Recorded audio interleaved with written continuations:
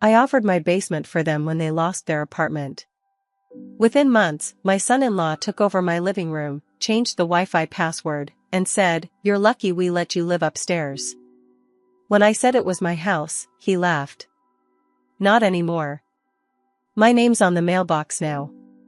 But I still had the original lease agreement, and when I showed it to his employer. "My name is Diane, I'm 63, and I live alone in a small 2-story house just outside of Eugene, Oregon. My husband passed away 5 years ago. We bought this house together in 1988, and it's where we raised our 2 kids. I kept it clean and paid it off slowly over the years. Nothing fancy, but it's mine. My daughter, Rachel, is 29. She married a guy named Travis about 3 years ago. I never liked him. He was always a little too smug, a little too pushy, but Rachel was in love and I tried to be supportive. They lived in an apartment about 20 minutes away from me. They were getting by. Not great, but okay. Last year, Rachel called crying. Travis had lost his job, and they were behind on rent. Their landlord gave them notice to leave. Rachel had just had a baby, my first grandchild, a little boy named Mason. I felt terrible. I told them they could stay in my basement for as long as they needed. It's finished, has its own bathroom, separate entrance, decent space. I figured it was temporary. At first, things were fine. I helped Rachel watch the baby while she job hunted. Travis mostly stayed in the basement. He'd come up for meals or to use the laundry. I didn't charge rent. I even cooked for them sometimes. I felt good about helping. Then small things started to feel off. One day I went to check the thermostat because it felt cold, and it said locked. I couldn't change the temperature. I asked Travis, and he said he locked it from his phone because the baby's sleep schedule is sensitive. I didn't know how to respond. I let it go. Then the Wi-Fi stopped working for me. I called my internet provider, and they said the password had been changed. I asked Travis, and he said he had to change it for security reasons. I asked him what that meant. He just said, "It's complicated." I asked for the new password. He said he'd give it to me later. He never did. A few days later, I noticed the mailbox had been changed. My name was still there, but underneath it was a new strip that said Travis Gates. I was confused. I never gave permission for that. I asked him about it. He smiled and said, "Well, since we're staying here long term, it just makes sense." I tried to talk to Rachel. She looked embarrassed and told me not to worry. She said it was temporary. But I knew something was changing. One afternoon, I came home from the grocery store and walked into my living room to find Travis in my recliner, watching my TV. Shoes off, feet up. Bowl of chips on the coffee table. No Rachel. No Mason. I said, "Where's Rachel?" He didn't even pause. She went to the store. I figured I'd relax a bit. I didn't want to start a fight, so I just said, "This is my space up here." He turned to me and said, "We should probably start thinking about setting some new rules. We're all living here now." That hit me weird, but again, I didn't want conflict. Then, a week later, I found a printed note taped to the fridge. It said, "Please use the downstairs bathroom from now on. We're trying to keep the upstairs sanitary for the baby. Thanks for understanding." That was it. No name. No conversation. Just a note taped up like I was a guest in my own home. I walked down to the basement. Travis was on the couch with his laptop. I held up the note. "What is this?" He looked up like I was bothering him. "It's just better for the baby if we keep the upstairs cleaner. You understand." I stared at him.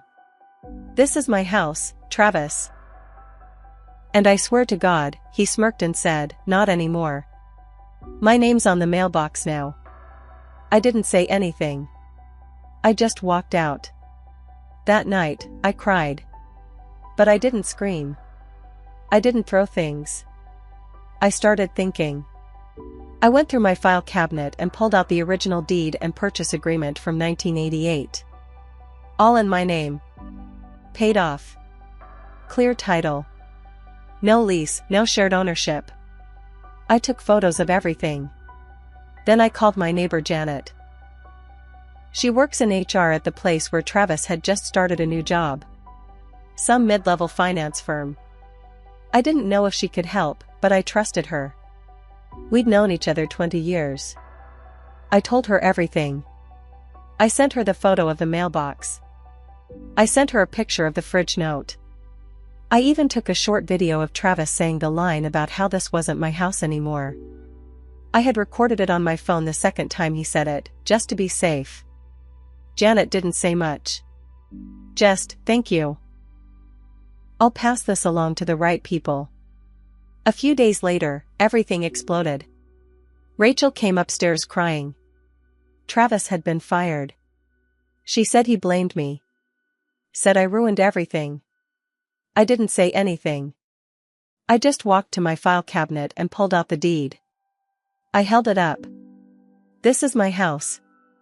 You are guests. You've taken advantage of my kindness. Travis came storming up the stairs. What the hell is wrong with you? I gave you a place to live, I said. You tried to take it. He said he was going to get a lawyer. Said he'd prove I had no right to throw them out. I had already spoken to one. Turns out, without a lease, they had no legal standing. I gave them 2 weeks to leave. Rachel begged me. Said she had nowhere to go. I told her she could stay, but Travis couldn't. She didn't answer. That said enough. They both left. But it wasn't over. After they left, the house felt quiet, but not peaceful. Just hollow. Rachel stopped answering my texts. No updates about the baby. Nothing. I told myself I did the right thing. I had to protect my home. But deep down, I kept wondering if I had lost my daughter for good. 2 weeks went by. Then one morning, there was a knock at my door. It was a police officer. He handed me a notice. Travis had filed a claim in small claims court. He said I had illegally evicted his family without notice, and that he had contributed financially to home maintenance, which was a lie. He was asking for $8,400 in damages and back contributions. I laughed. Out loud. Right there on the porch. The officer didn't think it was funny. You'll need to show up, he said. Even if it's nonsense, the court takes every filing seriously. I called my lawyer right after. She said not to worry, but I should collect all my proof. I already had the deed, but I pulled out more. Bank statements, security footage of Travis changing the thermostat, screenshots of the Wi-Fi network name change to Gates Family Network, a real thing he actually did, and even trash receipts that showed he used my account to order a new nameplate for the mailbox. I built a file the size of a phone book. I thought that would be the end of it. But then I got a message from Rachel. Just 4 words. Why are you doing this? I replied, you let him treat me like garbage in my own home. Now he's trying to sue me. What would you do? No answer. 2 days later, I found something else. I was in my backyard watering the garden when I saw movement along the fence. Someone ducked behind the shed. I thought maybe it was a raccoon. But when I got closer, I saw cigarette butts, fresh. Travis smoked. Always had. I never allowed smoking on my property. Later that night, I checked my outdoor security cameras. I found 2 clips, Travis walking up to the back door, trying the handle. Locked. Then he walked off. One of the nights, Rachel was with him, holding the baby. They were sneaking around my property. I turned the clips over to the police. They filed a trespass warning against Travis. Rachel was warned too. After that, I installed new motion lights, added a new deadbolt, and got a big no trespassing sign for the backyard. I hated that it came to this, but I wasn't going to let them bully me out of my own house. Then came the court date. Travis showed up in a suit that didn't fit right, holding a folder that looked nearly empty. I was there with my lawyer and my stack of proof. He told the judge I had promised them the home as a shared living space and that we were in a verbal co-ownership. The judge asked him for proof. He had none. Then it was my turn. I showed the deed. The mortgage. Proof of utilities in my name for 30+ years. Photos of the note. The video of Travis saying, "It's not really your house anymore." The mailbox picture. Even the damn Wi-Fi name.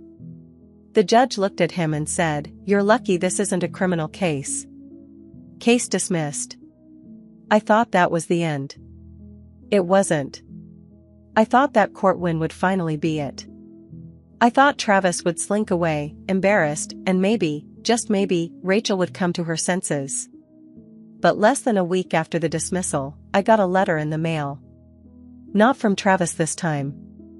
It was from Child Protective Services. They wanted to schedule a home visit based on an anonymous tip that a child had been living in unsafe and unstable conditions in the home of Diane Merrill. I sat at the kitchen table and stared at the paper until my coffee went cold. There hadn't been a child in my house for over a month. The baby was gone. Rachel and Travis had left. So what the hell was this? I called the number listed. The woman on the other end was polite, professional. She said they had received a report that the house was unsanitary, had no working heat, and that multiple unrelated adults had been coming and going at all hours. It was all lies. I told her no child lived here. I hadn't even seen my grandson since they moved out. She said they still had to do a wellness check, just to close the file. When the CPS rep showed up 2 days later, she was clearly annoyed. "This doesn't match the report at all," she said, looking around at my clean kitchen, polished floors, and dusty baby toys still sitting in the corner, untouched. I asked if she could tell me who filed the report. She couldn't. Anonymous. But I knew who it was. Travis was trying to make things hard for me. Probably thought if he caused enough noise, I'd back down. He didn't realize I had been through worse. Cancer, widowhood, raising 2 kids on my own. His petty tricks were nothing compared to what I'd already survived. That same week, I got a call from Janet again, my friend in HR at Travis's old firm. "Did you know he's trying to claim unemployment?" "Yeah? He listed you as his last employer. Says you provided him room and board in exchange for childcare and home duties." I nearly dropped the phone. "He what?" She emailed me the paperwork.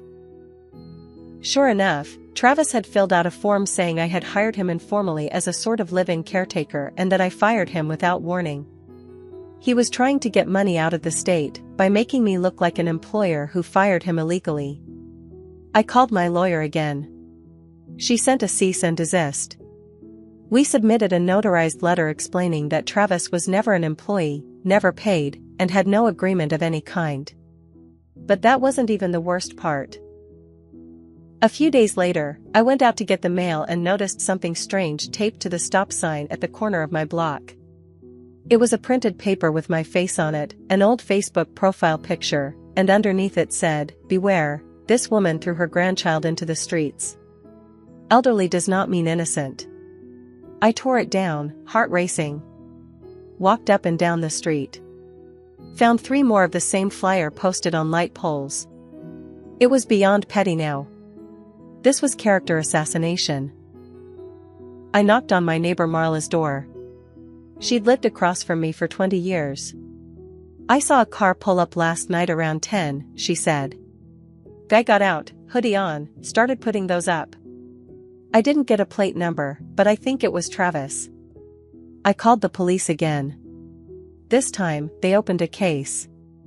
Defamation, harassment, trespassing, and filing a false report with CPS. But the damage was done. My mailbox got egged twice.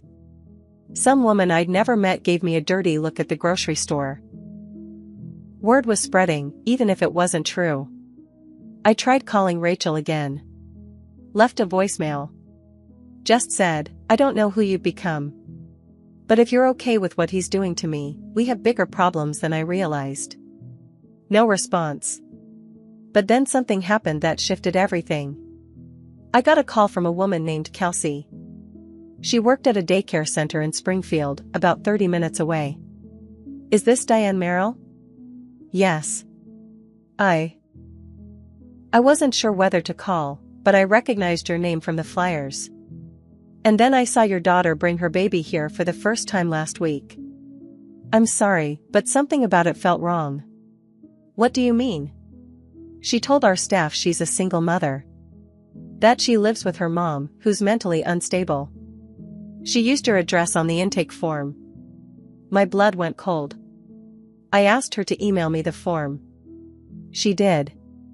And there it was, my address, used as a legal residence on a childcare form. A place Rachel didn't live. A place she had left willingly over a month ago. They were using my name, my property, my life, to get daycare subsidies. And now, I had proof. After I saw that daycare form, something in me just snapped. I had spent months being quiet, polite, trying to handle things the right way. I kept thinking Rachel would come around. I kept hoping Travis would disappear. But now they were using my name to commit fraud, again, and dragging my grandson into it. This wasn't just petty anymore. It was criminal. So I stopped playing nice. First, I went to the Springfield Daycare Center in person. I brought a copy of my ID, a utility bill, and a notarized affidavit stating my daughter did not live with me and had not for over a month. The director was shocked. I told her, check your cameras. I haven't stepped foot in this place until now. That woman lied to you. And now she's using my name to get free daycare. She apologized. Profusely. Said they'd be reporting it to the state. That was step 1. Step 2, I called my lawyer and handed over every piece of evidence, the CPS notice, the fake unemployment claim, the flyers, the recorded video of Travis saying, "You're lucky we let you live upstairs," and now this daycare fraud. We filed formal police reports against both of them, Travis and Rachel, for identity fraud, harassment, and making false legal claims. Then I filed something else. An emergency restraining order. I told the court they were showing up at my home, lying about me to government agencies, slandering me around town. I showed them the flyers. The police backed me up. It got approved in less than 24 hours. They were banned from coming within 300 feet of my house. Period. That same week, the police showed up at their apartment. Rachel and Travis were both served with formal charges for fraud and harassment. They were told to appear in court. I heard from Janet, who still worked with people who knew people, that Travis lost another job offer when the background check flagged the active charges. This time, I didn't feel bad. But that wasn't the end. I took it one step further. I called the local newspaper. I knew the editor. Her mom used to play bingo with me. I told her everything. She was hesitant at first, said it sounded like a family issue. I told her, it is. Until they started lying to public agencies, committing fraud, and using a child as a pawn. She checked the public records herself. Saw the restraining order. Saw the charges. Saw the CPS report. A week later, an article ran in the Sunday paper. Grandmother fights back after daughter and son-in-law try to claim ownership of her home, accused of fraud and harassment. It didn't use their names, legal reasons, but anyone who knew us could connect the dots. Rachel didn't like that. She called me that same night. "I can't believe you did this," she said, sobbing. "You put my name on a state daycare form to get free services," I said. "You used my address to apply for benefits while lying to me and dragging my name through the mud." We were desperate. "No. You were entitled. You thought you could walk into my home, take over, and then blame me when I didn't let you." She went quiet.